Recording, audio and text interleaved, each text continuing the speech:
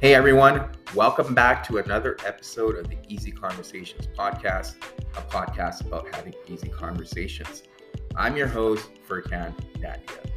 In this week's episode, I'm excited to welcome Jayme Minor. Jayme is the purest definition of sober fun in Calgary.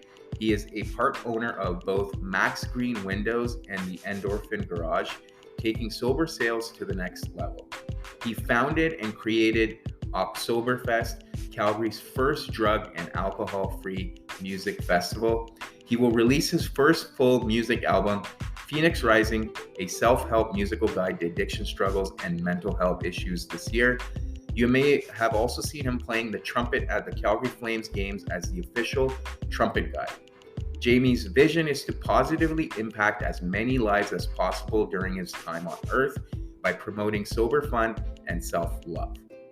In this episode, Jayme shares the incident that led him to rehab.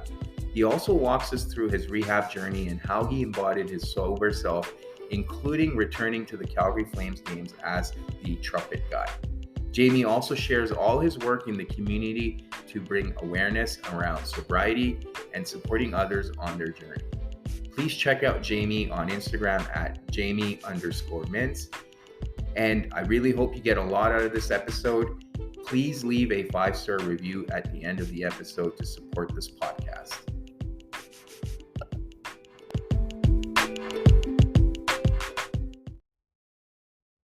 All right, Jayme, welcome to the Easy Conversations podcast. Thank you for joining me today. I'm really grateful that you're taking the time to have this conversation with me. I'm really excited. I've heard a little bit about your story, which has inspired me quite a bit, and I wanted to bring you on here and hopefully you can share a little bit about it yourself with the listeners. But before we really start our conversation, I want to give you an opportunity to introduce yourself and let the listeners know a little bit about what it is that you do. And I just want to highlight also that you're locally based in Calgary, which is rare for this podcast, but always good to have local people come on and share their stories. So over to you. Right on. Well, first of all, I'm absolutely blessed and humbled to be a part of it. I love to be interviewed, and I love to talk to people, and I'm excited to have this conversation and share some stuff with the world, and hopefully give some people some ideas and some guidance and some inspiration to make things better in their life. So yeah, I'm born and raised in Calgary, 38 years old, and I've been on a path of sobriety for 3.5 years. And it's basically restarted my life. Mhm. Um, People ask me, how old are you? I'm 38. I'd love to say I'm 3.5 Yeah, yeah, because that's literally what I feel. That's how I feel is I'm just in this brand new life, brand new position. Everything's fresh, everything's new, everything's exciting, and lots of things are scary. right. But, a big part of this transition is I had a problem with alcohol from the first time I tried it.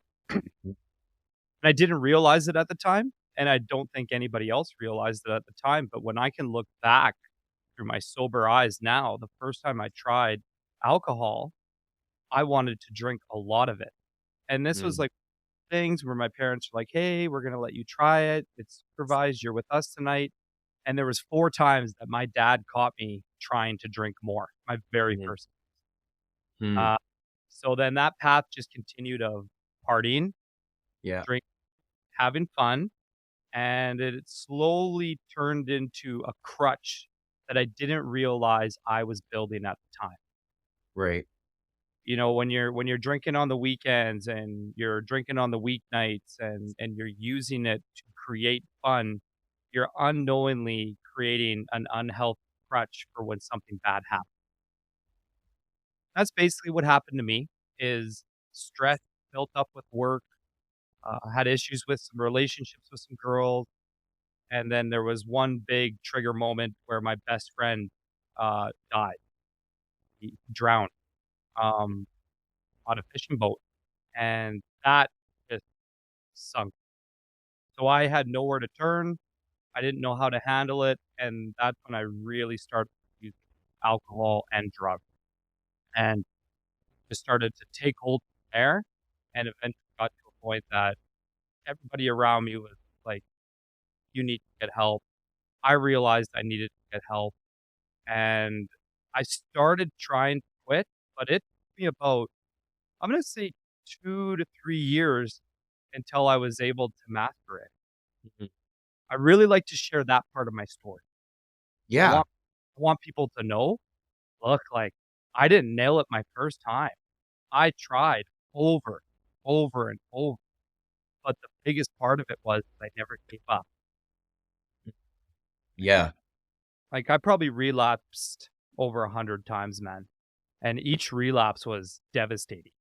Right. And, a relapse is so devastating on the body, and it's extremely devastating on the mind. Mhm. So, putting myself through that over and over, you would ask yourself, "Why would you put yourself through that?" And it Mhm. just goes to show how addictive alcohol is and how, bad my mental state was, that I was willing to just, I needed to escape. I didn't care how bad it was gonna feel later.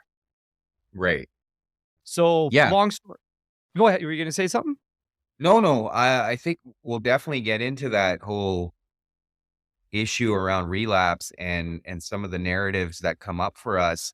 I guess one of the things that resonates for me is the whole crutch around it, right? And that's something I've experienced, and a lot of the people I talk to within my network or social circle also have similar challenges. Is we associate so many things with the consumption of alcohol, and that's where it becomes the crutch. Whether it's the environment we continue to expose ourselves to, whether it's the people, whether it's our own mindset and beliefs that we internalize around the use of alcohol and how it can have negative consequences, but then it becomes a pattern, right? And it's something we'll cover when we talk about relapse too, but there's that aspect of shame and guilt that often we need to mask.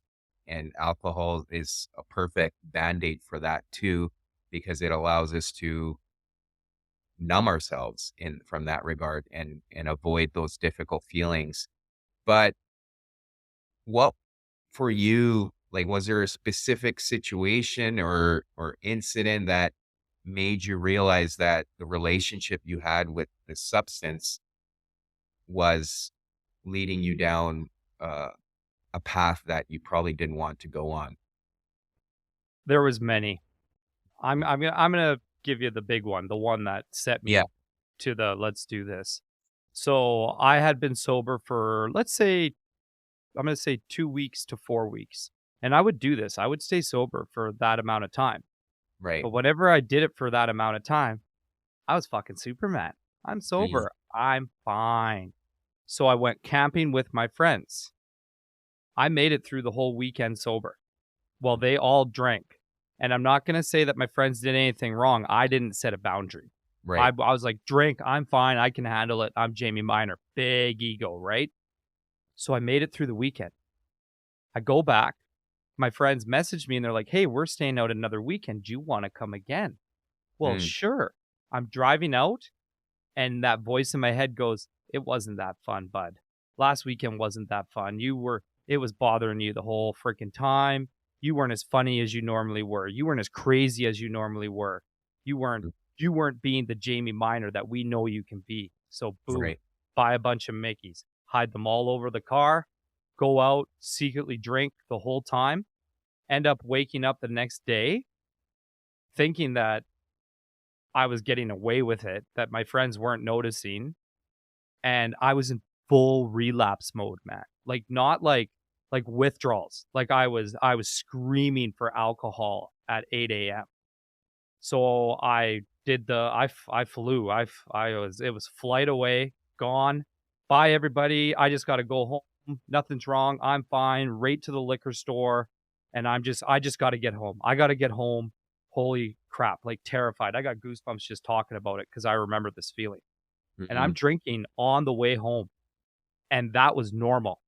That was normal. I wasn't doing anything wrong because I was withdrawing and I needed to feel normal. driving a 707 707 horsepower bright green Hellcat Challenger. Start drinking, boom, I'm invincible again, I'm fine. They're not even gonna notice, they were wrong, ha, ha, ha, ha, ha. Start driving fast, ripping through lanes, and at that point in time, I didn't care what happened to me. I realized that I was like manical, like manic, pretend happy, and I would say suicidal the way I was driving. All of a sudden, cop lights behind me, and I went like this. It's over. Yeah. Like I just knew. Right. And the cop pulled me over, and I just told him the truth. I said I relapsed. I relapsed last night. I'm still drunk from last night. And so they impounded it, took me away, and I took an Uber back from the police station, got my DUI, arrested, all that fun stuff. And what did I do with the Uber? Went to the damn liquor store again, because I'm not dealing with what just happened to me. I got to tell my business partner. I got to tell my parents. I got to tell my sister. And then I started drinking myself to death, straight up. Yeah. And luckily, one of my best friends came over, got into the house, and looked at me and said, I think you need to go to rehab. And that was the first time I admitted, yeah, you're right. And then I made the process to get in. Right. Yeah. Yeah. Well, thanks for sharing that. And what was that? I know you've shared with me in the past that you went through that whole process of rehab and what it meant for you, but what was that like for you? And maybe walk us through some of the key points of going through that whole process. Probably some of the hardest days of my life, some of the best days of my life, some of the most enlightening days of my life. Scared, happy, nervous. Like so many emotions flood me for that 2 months that I was there, man. It changed everything about me. But the biggest thing that it did is it reconnected me with Jayme. And I like to say 5-year-old Jayme. That was like the purest form of who I was going to be. Right. And I was able to connect with that child and remember how happy he was and how cool he was and how funny he was. And I went through so many things there that helped me realize I don't need alcohol. Right. So, getting over the addiction is one thing, but understanding why you don't need to use it again ever is what I found. And once I found that, I was like, okay, I know what I need to do now. And I made lists of different things because rehab's one thing, getting out and your aftercare process, Right. so different, so much harder, so much more scary. But I was so protective of myself. I'll give you a good example of one decision I made that was really hard. Sure. So I'm in rehab and I'm writing down triggers for alcohol. And I think I had 135. Wow. Okay. One of them was the Calgary Flames game. And I'm like, well, I'm the fucking trumpet guy at the Calgary Flames games. Damn it. So then I wrote Trumpet Guy or Sobriety. And eventually I circled Sobriety and made the decision, if I never can handle going back to that Saddle Dome and playing the trumpet, that's fine. Right. And then I eventually did make it back. But it's being able to say, if I can't do that anymore, that's okay. Right. And you've got to be able to convince yourself of that. I could probably talk for 3 hours on the recovery program, man, because mine was special. It was a lady who didn't even graduate high school who was running it. She just walked the path of addiction. She went to 14 places herself, worked at 20 different places herself. And with all that experience, she created her own custom tailored program. And then what she did is she customized that program to each individual who came in. And one day I want to open up my own center, and I'm going to follow the way that she did it because it was so special. It was so amazing. And I use all those skills I learned there to help people get sober today. Right. Right. Yeah. Yeah. And, you've shared that whole story with me about even going back to the Calgary Flames or the hockey games and having that, that whole mixed feelings around, okay, well, how am I going to do this role sober? Right. And we talked about earlier, there's often these environments that we put ourselves in where we associate alcohol. And, a lot of the times recovery is part of removing ourselves from those environments where we're prone to consume alcohol. So, how was it for you, just to share with the listeners, to be able to go back to that environment and state your truth, being like, this is the version of me you're going to get, and that's it? Absolutely. So one of the first things that I learned and started doing in my sober life was I'm not going to set an expectation in my mind of what's going to happen when I get there. Okay? Almost a blank mindset. Don't get me wrong, there was thoughts coming in, but I was abolishing them as they come in. Right. Then I got 3 of my friends to go with me that were going to support me. Okay? And so I had my 3 friends going with me, no expectations, plus I had my escape plan. I was allowed to leave whenever I wanted, no questions asked, out the door. Okay? Right. So there I've set myself up with safe people, no expectations, and a safe escape route. I got in there, sat down, holding the trumpet, watching the game. And one of my best friends, my business partner, Adam Jones, looked over to me and he had this wicked smirk on his face. He says, "You want to go play that fucking thing, don't you, bud?"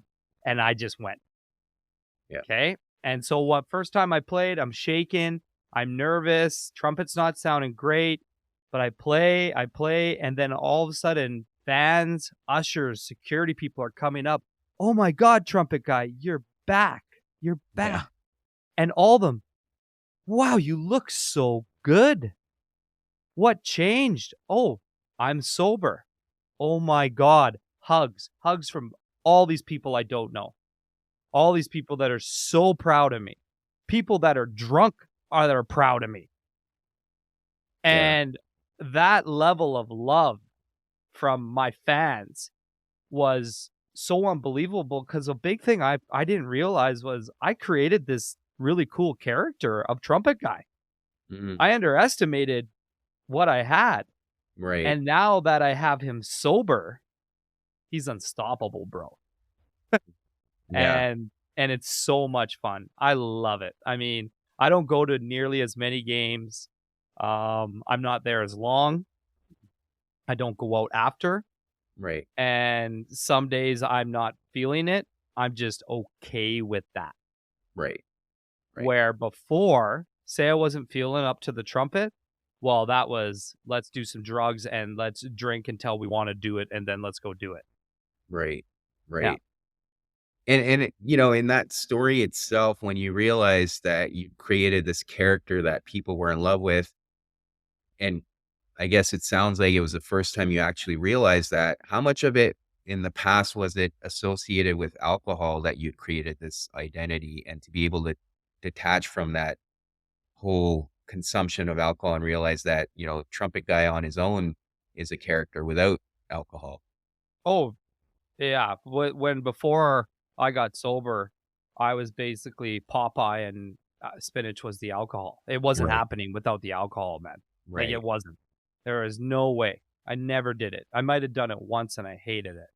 So it was fully there.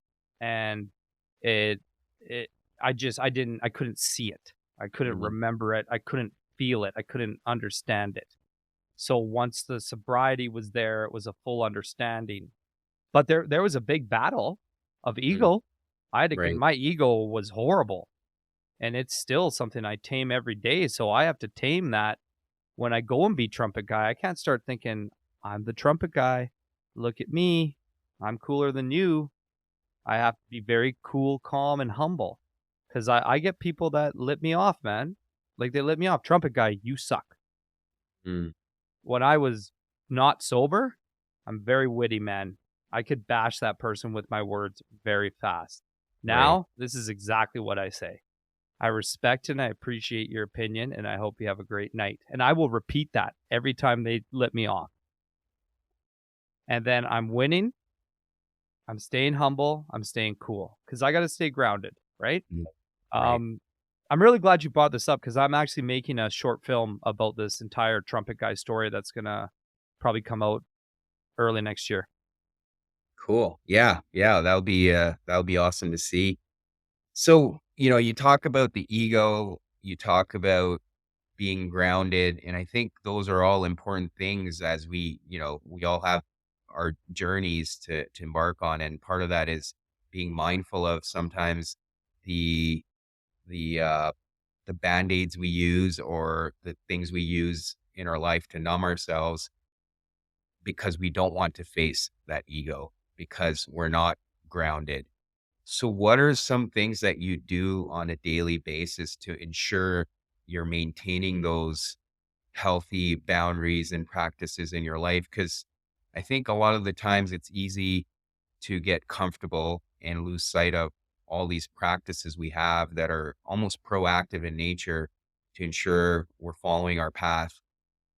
So what are those practices like for you, or the reminders that because often when things get challenging or we face adversity in our life, it's easy to fall off those good habits, right? So yeah, how do you hold yourself accountable?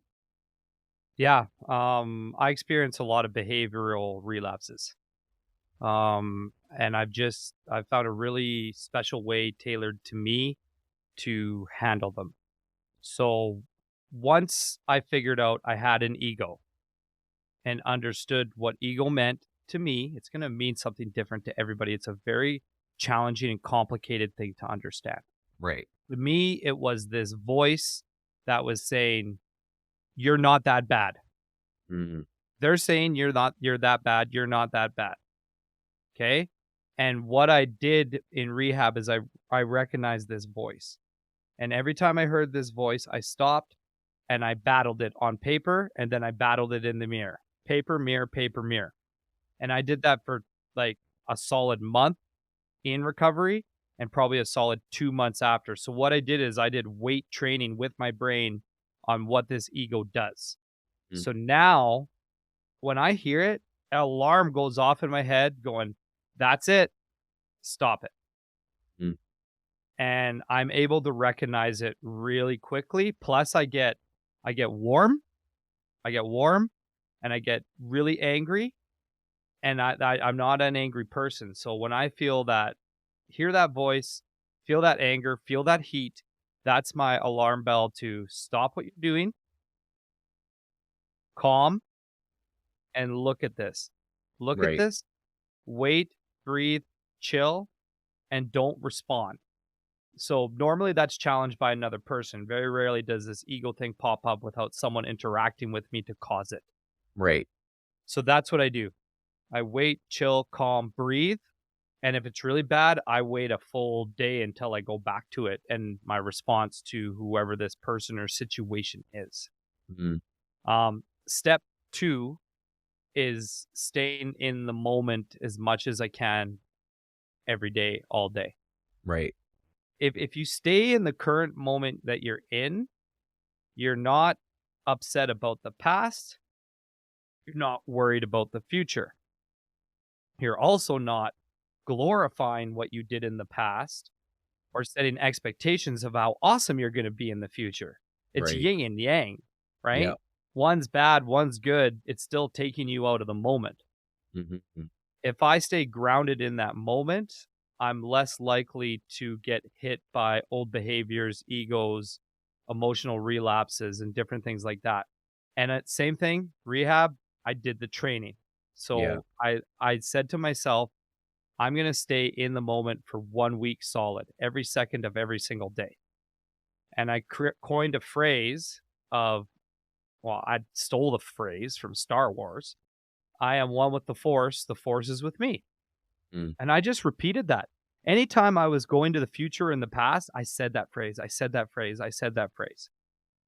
And then I continued to use it. So again, I've weight trained. I built this system in my mind that I like right now I can do it.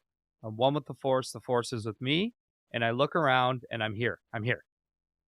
So whenever I start to feel anxiousness, depression, nervousness, just something unnatural bad, I say that phrase, puts me in the moment, and it chills me out. And I've used this for a lot of people where I've taught them this, and I said, we're Yeah. going to get your own phrase. And it's worked for them. You know, Right. the biggest thing is tailoring your own. You find your system, you get your experience, you get your resources, and then tailor it to yourself. Having someone else tailor it for you doesn't make sense to me because they're not you. You know what's going to work for you. Right. Of Yeah. course. Of course. Yeah. No, thanks for building on that. And along those lines, we touched on relapse earlier, and we're talking about the whole idea of staying present and grounded. So walk us through, the I know you brought it up earlier, but the whole idea of the relapse and what that was like, and how were you able to come around?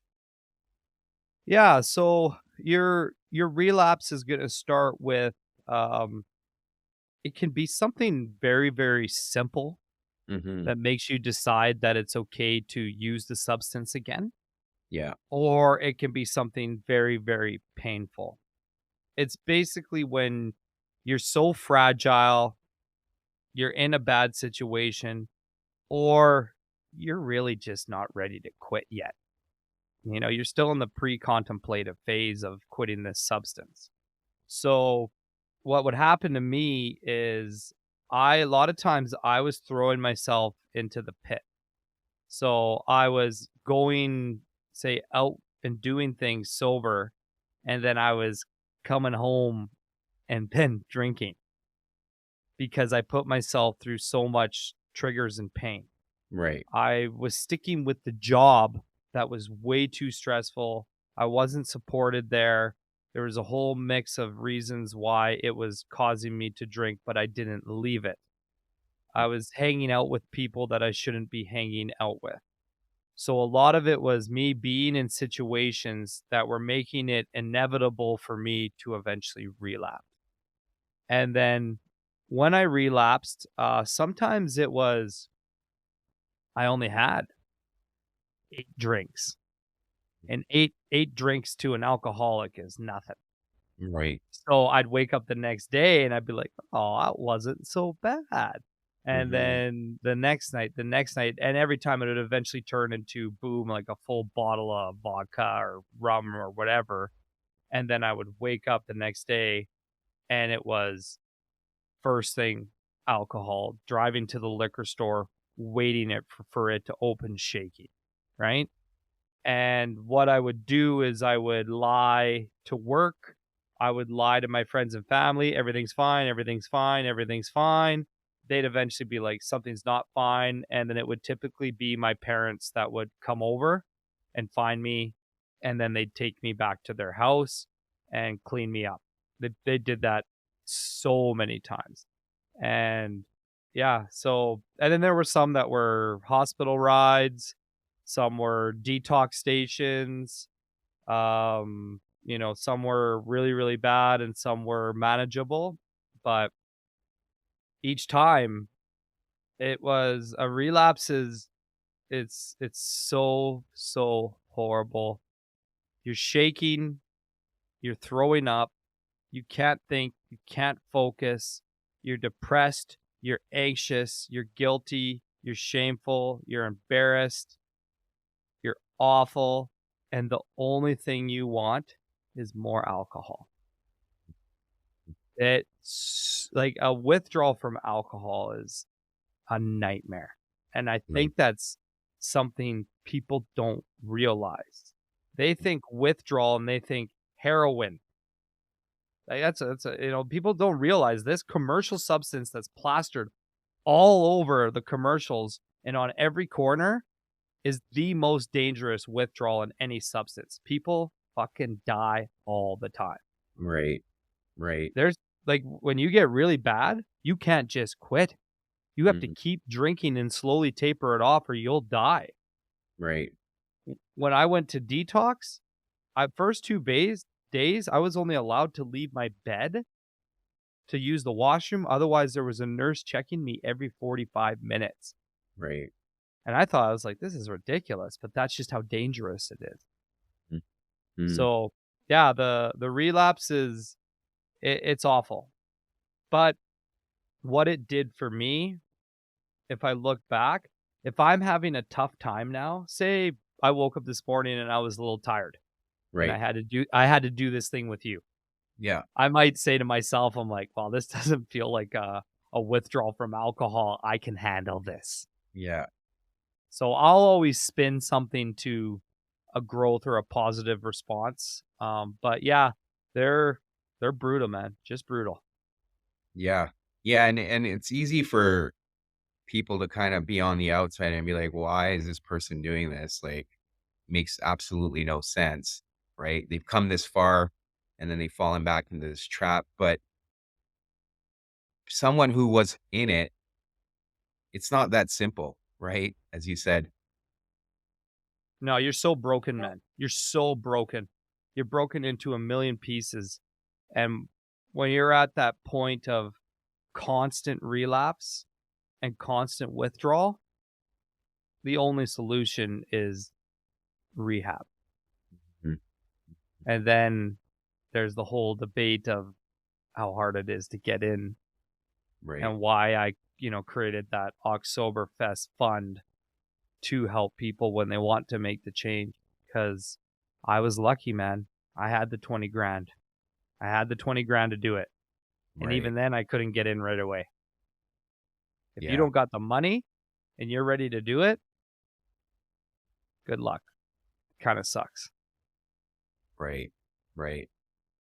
So now you're here 3.5 years sober, and obviously you're speaking up a lot about your own experience, your own journey, and that's part of the reason how we were able to connect, and I was able to kind of hear your story too. But what are some of the things that you're doing to help others who are in a similar path as you were, and how are you using your own experience to empower others or support others through their journey? You bet. First things is I'm very open on my social media. I speak a lot on my stories and post to say if you need some help, you can message me. And a lot of people do message me and I help them. On a bigger scale, my music that I'm making is hugely about this. So I'll just start with one song. So I wrote a song called Sober Fun. And the reason why I wrote this song was I found out how to have sober fun. And I realized one of the biggest reasons I couldn't quit drinking for so long is because I didn't think I would be able to have any fun, Right. which I am sure a lot of people feel. Whether Mm. you have zero problems with alcohol, I'm sure almost every single person's tempted to drink when it comes to let's go out and party. Right. Okay? So I wrote this song, and the song is very welcoming. Come along for the ride. Anything you need, I'll provide. Promise you, I got nothing to hide. Sober fun, let me be your guide. And what it is I'm just putting out my hand and I'm offering it. At no point am I saying you need to do this. Right. Okay? That's a huge thing that I do is I'm just showing people and they can come in if they want. To take that step even further, I threw I think the first sober music festival in Calgary last year. And it was called oktSOBERfest. We figured let's take the biggest drinking name, Oktoberfest, and turn it sober. Why not? Yeah. If you're gonna do it, you go big, right? That's me. And that was huge. The first song I performed was Sober Fun. And man, if you could have just seen the crowd listening to this song, I have really funny lines like I don't I don't smoke weed, I don't really see the need, and I don't drink beer cuz you always got to pee. Yeah. Just, you have to be humorous about it, but I had the crowd laughing. I had people enjoying and having fun and realizing I can go to a music festival, which is the most drug-ridden booze thing known Mhm. out there, Right. and we can do it sober. Mhm. So, and I'm doing it every year. This year's gonna be even bigger, but that's my music is the way I'm gonna reach the world. Right. And I've got so much in the works right now. I've only been professionally making music for 2 years. Yeah. Yeah. So, I'm learning as I go, but I've got a wonderful team that supports me. They believe in it. We've got a full album coming out that's going to be about all my steps in rehab, all my processes, all my skills. So, and then you're going to get a little journal that goes with it that Mhm. explains the song, writes a little story about it and then allows the person to write beside it so that they can be like, okay, sober fun. This is how Jayme has sober fun. Listen to the song. Holy shit, that's cool. Man, this is how I'm going to try and do it. Plus, Jayme, I can message him on Instagram. And the idea is a very safe way for people to get help.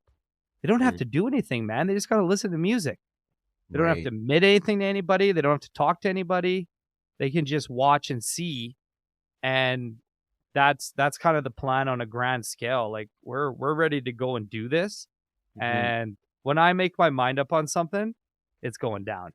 Right. Right. Yeah. Yeah. Yeah. No, that's amazing. And, that's kind of what the main theme has been on this podcast too, where people are able to use their own personal experience and share that with others to help others on their journey. So that's beautiful. And it sounds like you've got a lot on the go. Anything else you want to share that you're working on in terms of this whole new journey that you've been on for the last 3.5 years? Yeah. I'm getting into the short films. I alluded to Trumpet Guy. Yeah. I've got another one that is almost done and it's called Window Guy. And I'm a part owner of MAXgreen Windows and Doors. That's my main work source and Yeah. income. And we shot this short film about two competing window salesmen. One's young, one's old. They're going for the number one spot in Alberta. And it's a good mix of comedy, drama, emotional, goofy, real. And I play both characters. Right. And what's interesting is the younger character is a exploded version of what I used to be like, really egotistical young hotshot. And then the old version is like, this is what I could have turned into if I never, fixed my life. And it's a unique way of sharing my story about, you know, what it's like in the window business, high pressure sales roles and things like that. But, it's a good way for me to interact with my audience. And it's funny, my music team, when we started working together, they were just like, who is this guy? And then, now we can do anything we want with him. They're like, you're very, very talented, but Mhm. you're also, because of my sobriety and my maturity and my success, they're like, you're a special artist to work with Right. because Yeah. you know yourself so freaking well. Like, they're honest with me. Like, we got better singers, we got better rappers, whatever, but they're like, what you have is we can work on the rest. So we got lots of short films. We've got the big music album release, and I've probably got like 40 songs recorded that are just waiting in the vault. Yeah. And we got oktSOBERfest 2023 coming up this year. And I'm gonna do a couple of more things. I would just put it that just keep the lookout for me. Yeah. Follow me on Instagram and just see what's coming because there's gonna be a lot. And the main goal is is to help people and show them that, life can be better in many, Right. many ways. And I'll always be here to offer that help. I'll never push it, and you got to ask for it. Right. You Right. ask for it, I'm in. If you don't ask for it, I won't say anything. Yeah. Because to me, Yeah. that's it's overstepping a boundary that I don't want to do. Right. Yeah. Right. Yeah. Yeah. No, thanks for sharing all that. And I know when we last spoke, you'd mentioned there's obviously we encounter new challenges in life that test us, and often they'll test if we'll go back to our old ways or if we're actually truly committed to this process we've built for ourselves. Do you want to share some of the challenges you're encountering in life right now, and how has sticking with the process been for you? Absolutely. Lately, I've gotten back into the dating world. I Mhm. actually have a girlfriend now, Yeah. and she's fantastic and she's amazing. But I was terrified. I was terrified of, oh my God, I'm gonna be dating someone. Oh my God, I'm gonna have a girlfriend. I've got someone that's texting me, that's Yeah. interrupting my safety, Yeah. my security. And luckily, I've just taken the same approach of blunt, open, honesty with her, and she's been great back.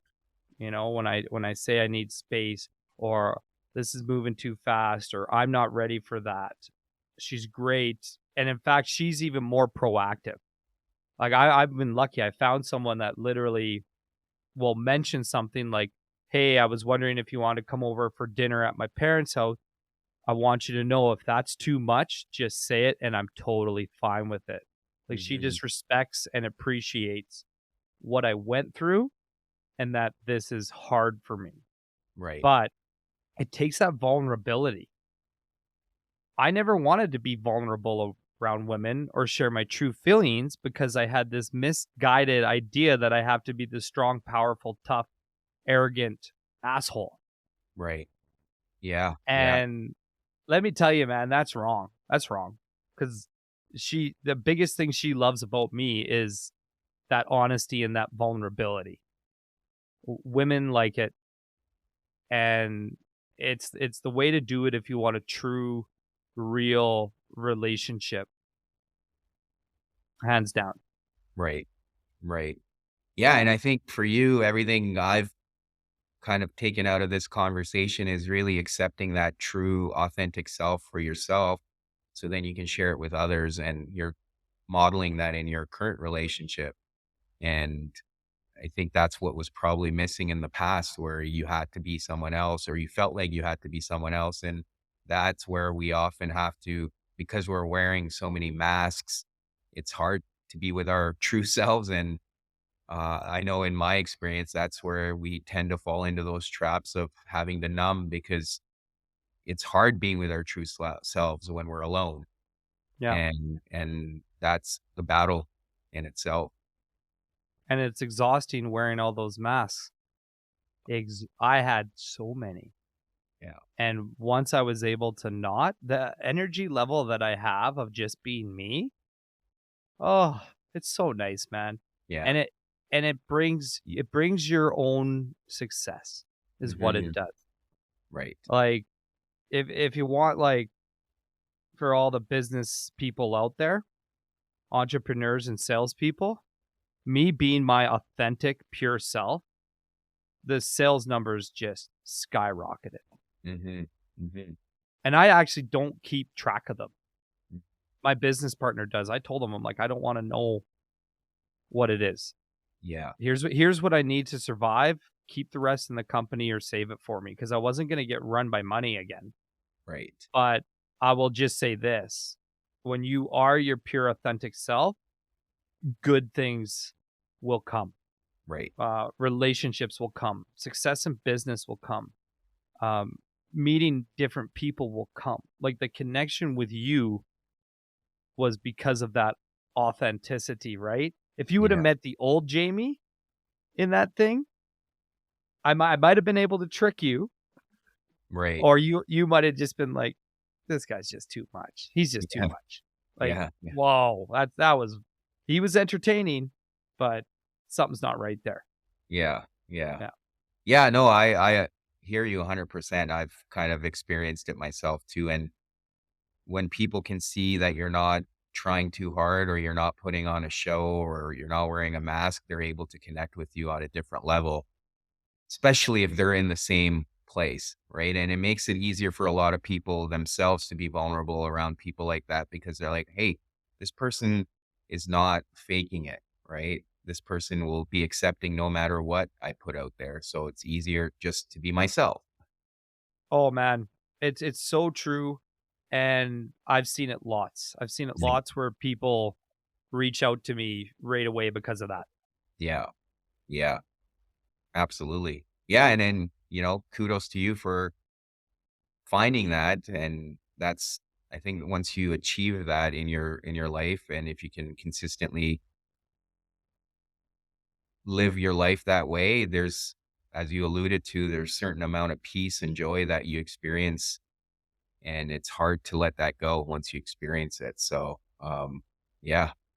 Jayme, I do want to thank you though again for coming on here and sharing your story and all the work you're doing. I really appreciate it.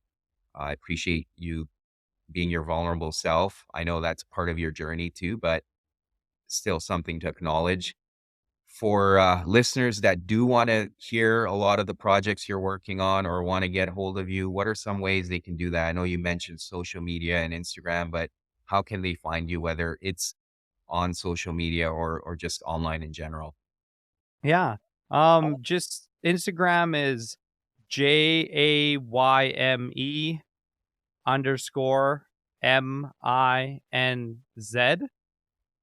And then Facebook is just my name, JAYME, last name Minor, MINOR. Those are probably the two best ones to start with. And they'll if you, like I said, follow, take a look, and I'm message me. I Yeah, yeah. love I love pure true engagement. I'll acknowledge and get back to anybody. Yeah, that's great. Thanks for sharing all that. And thanks again for coming on here. Very much appreciated. Oh, thanks for having me. I still, I'm not gonna lie, man, I still sometimes have a hard time believing that people want me to do this. Cause I forget sometimes. I'm like, man, I've come a long way, and I've got some stuff to share to help people. So humbled, honored, blessed, and I had an absolute blast. Amazing. Thank you for checking out this episode with Jayme. As always, please leave a review or comments in the comment section. I love hearing from you. And leaving a review or subscribing to the podcast on Apple Podcasts or Spotify is the best way to support this podcast. Until next week.